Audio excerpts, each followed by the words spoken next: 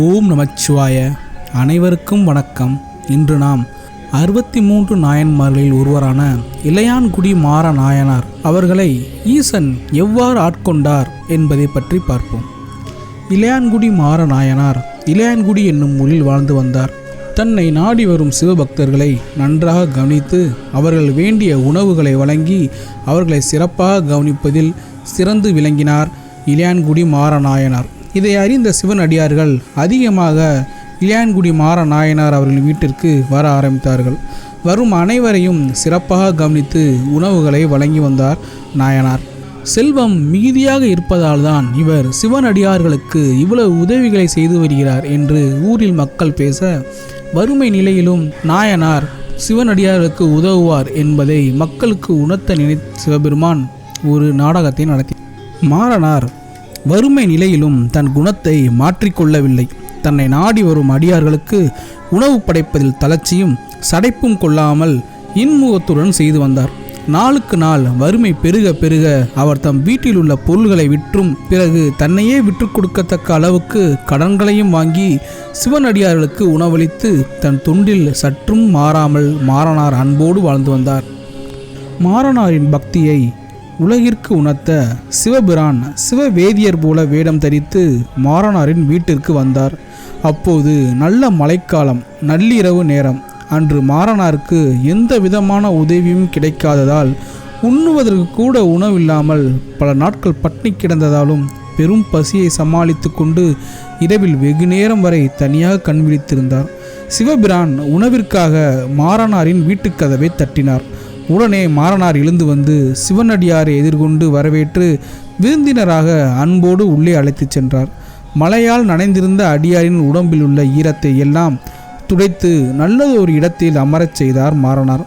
பின்பு அடியார் பசியார அவருக்கு உணவளிக்க வேண்டும் என்று ஆசை கொண்டு தன் மனைவியிடம் சென்று, நம் வீட்டிற்கு வந்திருக்கும் சிவனடியார் மிகவும் பசித்திருக்கிறார், என்ன செய்வது என்று கேட்டார். நம் வீட்டில் எதை வைத்து எவ்வாறு சமைப்பது? விற்பதற்கோ வீட்டில் ஒரு பொருளும் இல்லை.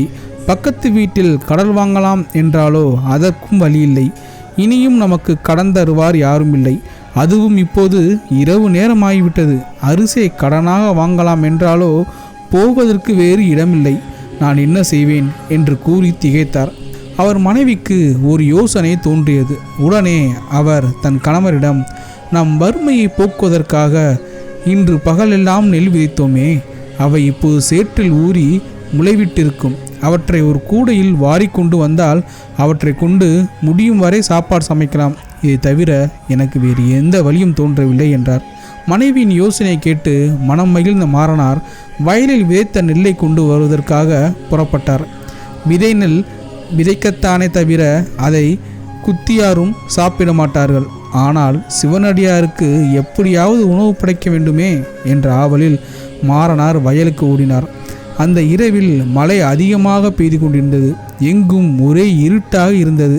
அந்த இருட்டிலும் வயலை அடைந்தார்.